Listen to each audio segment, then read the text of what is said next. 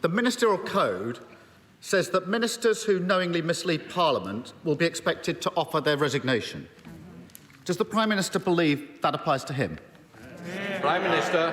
Mr. Speaker, of course, but let me tell the House that I think he's inviting a question about an investigation which, as you know, Mr. Speaker, I can't comment, and which he, as a lawyer, Mr. Speaker, will know that I can't comment on. And what I am focused on is delivering the fastest recovery of any European economy from COVID, the fastest booster rollout, 400,000 more people on the payrolls now than there were before the pandemic began. And we're launching a policy tomorrow, Mr. Speaker. He talks about people being out of work. In my case, that's what I understand why he wants it. We're launching a plan tomorrow, Mr. Speaker, to get 500,000 people off welfare into work. It's a fantastic idea. I hope he supports it. Keir Starmer. I think the Prime Minister said yes, he agrees the code does apply to him. Yes. And therefore, if he misled Parliament, he must resign. Yes. On the 1st of December, the Prime Minister told this House, in relation to parties during lockdown, all guidance was followed completely in number 10 from that dispatch box. Yeah. On the 8th of December, looks quizzical, he said it. On the 8th of December, the Prime Minister told this House, I have been repeatedly assured since these allegations emerged there was no party. So since he acknowledges the Ministerial Code applies to him, will he now resign? No, Mr. Speaker. But, you know, since he asks about COVID restrictions, let me just remind the House, and indeed remind the country, that he has been relentlessly opportunistic throughout. He has flip-flopped from one side to the other. He would have kept us in lockdown in the summer, Mr. Speaker. He would have taken us back into lockdown at Christmas, Mr. Speaker, and it's precisely because we didn't listen to Captain Hindsight that we have the fastest growing economy in the G7, Mr. Speaker, and we have got all the big calls right. The guy that said in hindsight he now appreciates it was a party. We've discovered the real Captain Hindsight, haven't we, Mr. Speaker? Wearing a party hat. Let me spell out. They shout now. They're going to have to go out and defend some of this nonsense. Let me spell out the significance of yesterday's developments. Sue Gray matter to the police, having found evidence of behaviour that's potentially a criminal offence. Prime Minister, if you do not understand the significance of what happened yesterday, then I really do despair. Because the police, Prime Minister, the police, having got that material from Sue Gray, subject it to a test to decide whether to investigate. And that test was whether it was the most serious and flagrant type of breach in the rules. The police spelt out that what they meant by that those involved knew or ought to have known what they were doing was an offence, and that there was little ambiguity about the absence of any reasonable defence. Does the Prime Minister...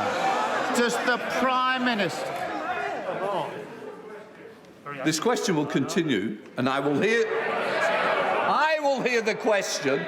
Unfortunately, you might not believe this, but our constituents are very interested in both the questions and the answers. If some members do not wish to hear it, please leave quietly.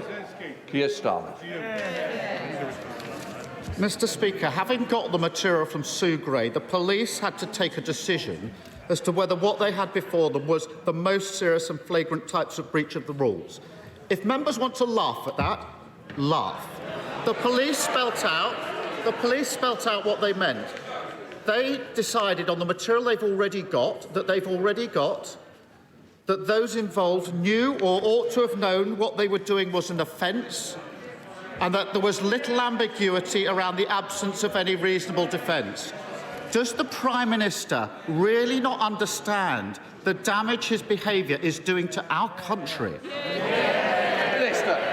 Mr. Speaker, I hope that the right honourable gentleman understands that although the issue that he raises is important, there is simply no way, as he knows, as a lawyer, that I can comment on the investigation that he is currently taking place. But what he also knows, he talks about the most serious issue. He talks about the most serious issue before the public today and before the world today. It's almost as though he was in ignorance of the fact, Mr. Speaker, that we have a crisis on the borders of Ukraine, and I can tell him what is going on in the cabinet room of this country is that the UK government, no, Mr. Speaker, the UK government is bringing the West together so that we have, led by this government and this Prime Minister and our Foreign Secretary and Defence Secretary, to bring the West together to have the toughest possible package of sanctions to deter President Putin from what I think would be a reckless and a catastrophic invasion. That is what this government is doing. We're getting on with the job, and I think he needs to raise his game, frankly.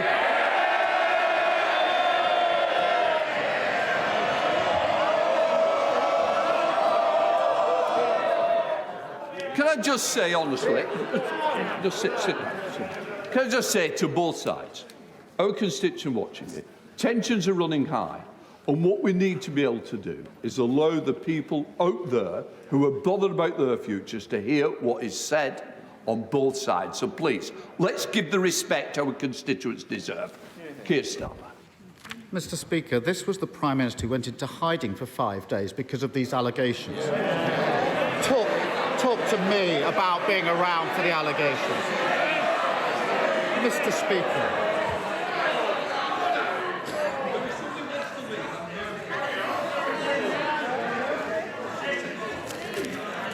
Can I just say, I don't want to do this, but I am determined to make sure our constituents can hear. The next person that stops me hearing will not be continuing in this debate. Questions? Mr. Speaker, the Prime Minister's continual defences wait for the Sue Gray report. On the 8th of December, he told this House, I will place a copy of the report in the library of the House of Commons. His spokesperson has repeatedly stated that means the full report, not parts of the report, not a summary of the report, not an edited copy. So can the Prime Minister confirm that he will publish the full Sue Gray report as he receives it? Minister.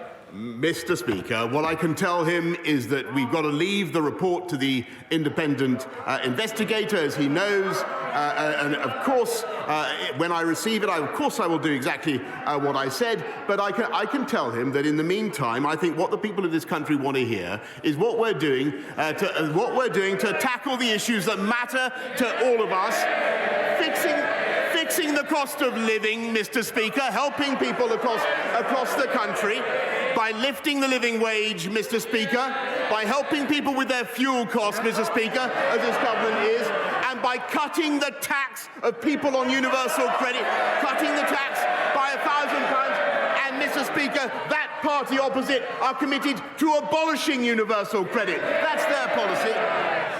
Keir Starmer. Cutting the tax.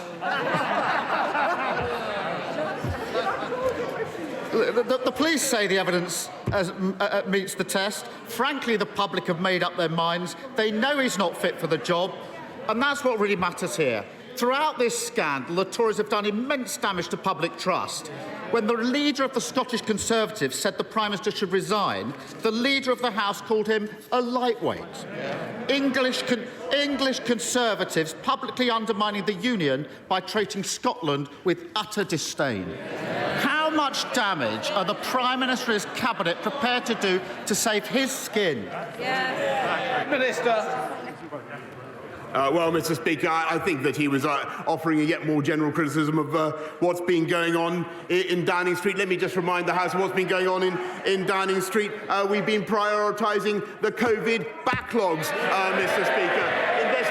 Investing massively in 9 million more scans so that people get the treatment that they need and that they've been waiting for, and making sure that we have 44,000 more people in our... Yes, it says it's rubbish. They didn't vote for it, Mr. Speaker. They don't support it. 44,000 40,000 more people in our NHS now than there were in 2020, Mr. And we're fixing social care, Mr. Speaker, which governments have neglected for decades, and Labour did absolutely nothing. They have no plan at all to fix the NHS or to fix social care. Vote Labour, wait longer.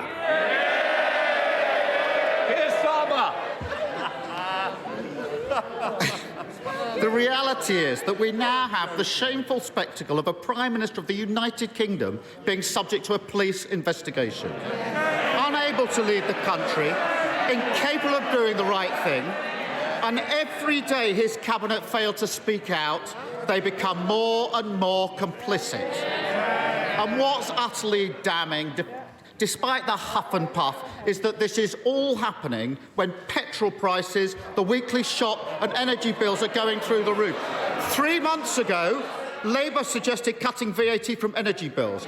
Still, the government has failed to act. Instead of getting on with their jobs, they're wheeled out to save his. Whatever he says in his statement later today or tomorrow won't change the facts. Isn't this a Prime Minister and a government that have shown nothing but contempt for the decency, honesty and respect that define this country? Prime Minister. No, Mr. Speaker, we love this country and we're doing everything in our power to help this country. And of course he wants me out of the way, Mr. Speaker. Of course he wants me out of the way. He does. And I can't, and many people, of course, I don't deny it for all sorts of reasons. Many people may want me out of the way, but I tell you the reason he wants me out of the way is because he knows that this government can be trusted to deliver. And we did. And we delivered on Brexit, Mr. Speaker. He voted 48 times. He voted 48 times to take this country back into the European Union. We delivered. We did.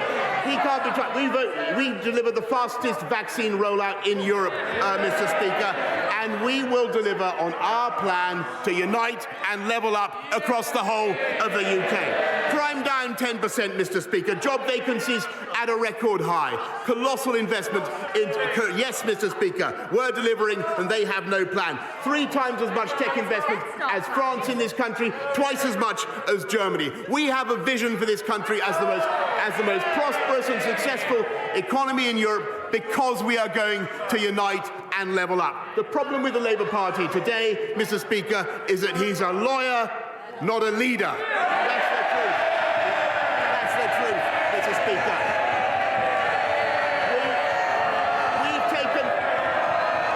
We've taken the tough decisions. I can't hear what the Prime Minister's got to say. No. I would have thought he's the Prime Minister of this side of the House. I'm surprised that this side of the House doesn't want to listen to it, because I do. Prime Minister. Well, Mr. Speaker, I only wanted to add the point that we've taken the tough decisions, we've got the big calls right, and in particular, I am getting on with the job.